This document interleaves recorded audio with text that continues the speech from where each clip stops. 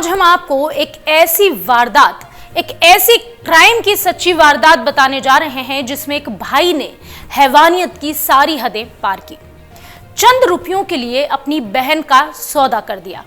उसके बाद उस युवती के साथ जो हुआ उसे सुनकर आप भी हैरान रह जाएंगे। नमस्कार, मेरा नाम है कनुप्रिया सत्तन और आप देख रहे हैं अमर उजाला।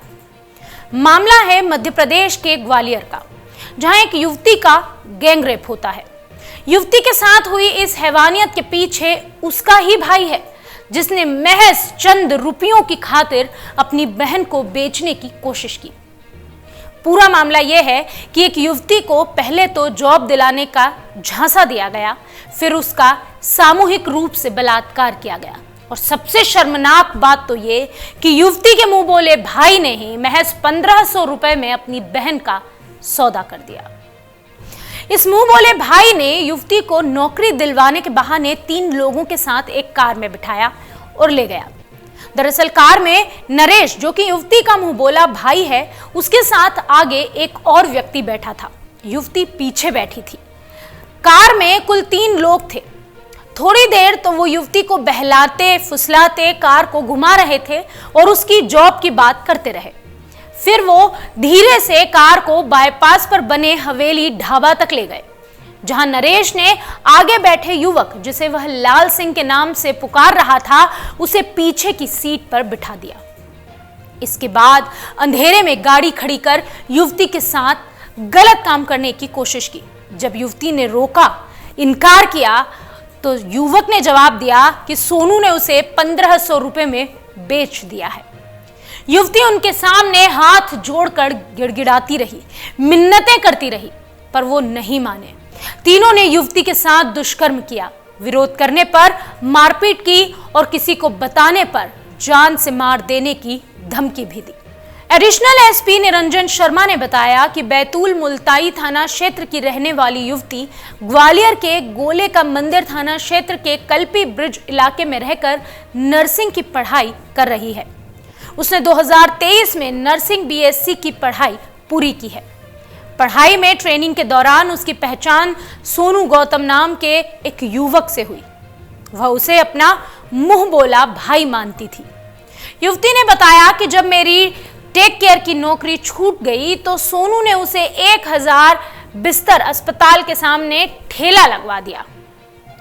नगर निगम ने यह ठेला हटवा दिया तो युवती की आर्थिक स्थिति खराब हो गई। युवती ने पुलिस को बताया कि इसी बीच सोनू ने 2-3 बार उसकी आर्थिक सहायता भी की और उस युवती का विश्वास जीत लिया। बीते दिनों सोनू सुबह 9 बजे उसके घर पहुंचा और बताया कि उसका परिचित नरेश राजपूत उसकी लैब में जॉब लगवा सकता है। रात में करीब 9 बजे वो फिर आया और आकर कहा, चलो नरेश नौकरी के लिए बुला रहा है। 7 नंबर चौराहे पर लाकर उसने युवती को कार में बैठा दिया। नरेश से अकेले में उसने बात की और फिर वो वहां से चला गया। एसएसपी शर्मा ने बताया कि युवती की चीखें सुनकर हवेली ढाबे का गार्ड उधर पहुंचा तो आरोपी उसे सड़क पर खड़ा कर छोड़कर भाग निकले। एक ऑटो चालक था, उसने उसे घर छोड़ा। यह रात लगभग 1:30 बजे की बात है। युवती ने यह बात सोनू को बताई क्योंकि उसकी हालत खराब हो रही थी। वो उसे लेकर माधव डिस्पेंसरी गया और बोला कि पुलिस को कुछ ना बताए, तुम्हें और रुपए दिलवा दूंगा। पुलिस ने पीड़ित युवती की शिकायत पर चारों आरोपियों नरेश राजपूत, मोहर सिंह त्यागी, लाल सिंह और सोनू के खिलाफ दुष्कर्म, धमकाने, मारपीट और आपराधिक षड्यंत्र और एट्रोसिटी एक्ट के तहत केस दर्ज कर लिया और सभी को गिरफ्तार कर लिया है। बहरहाल ग्वालियर से ये दिल दहला देने वाला मामला सामने आया, जहां पहले एक युवती का विश्वास जीता इस सोनू नाम के शख्स ने उसे नरेश नाम के एक शख्स से यह कहकर मिलवाया कि वो उसकी नौकरी लगवाएगा। इसके बाद 1500 रुपए में युवती का सौदा कर दिया। कहीं ऐसी गलती आप तो नहीं करते? कमेंट बॉक्स में जरूर बताएं। ग्वालियर के मुरार थाना क्षेत्र में एक युवती द्वारा रिपोर्ट दर्ज कराई गई कि उसके एक दूर के रिश्ते दूर का भाई लगता था। उसने विश्वास में लेके उसको जॉब के नाम पर एक उसके मित्र के पास भेजा और उन्होंने कहा कि हम चल के मिलवाते हैं, और कार में 3 युवक उसको हाईवे पे ले जाकर उसके साथ दुष्कर्म किया वहाँ पर कुछ लोग जब वो चिल्लाई तो सिक्योरिटी गार्ड आने पर वो उसे हाईवे पे छोड़ के भाग गए। युवती की रिपोर्ट पर से जो है 4 लोगों के विरुद्ध धारा 376 डी, 323, 294, 120B और एट्रोसिटी एक्ट का अपराध पंजीबद्ध कर विवेचना में लिया गया और मुरार पुलिस ने तत्परता से 4 आरोपियों को हिरासत में लेकर गिरफ्तार किया।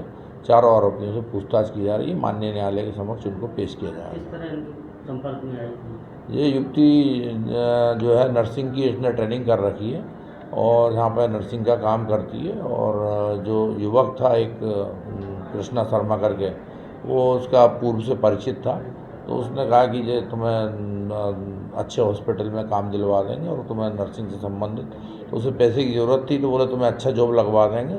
तो विश्वास करके वो उनके साथ चली गई कार में और उन लोगों ने मौका पाकर उसके साथ दुष्कर्म किया। सर, आरोपियों का कुछ बैकग्राउंड वगैरह सामने आया? आरोपियों का क्रिमिनल रिकॉर्ड चेक किया जा रहा है और क्रिमिनल रिकॉर्ड चेक कर उनके विरुद्ध कार्रवाई की जाएगी। एग्जिट पोल 2024 1 जून शाम 6 बजे से, लोकसभा चुनाव के नतीजे 4 जून सुबह 7 बजे से। देखिए चुनाव नतीजों से जुड़ी हर खबर सबसे पहले, सबसे सटीक, केवल अमर उजाला पर, amarujala.com।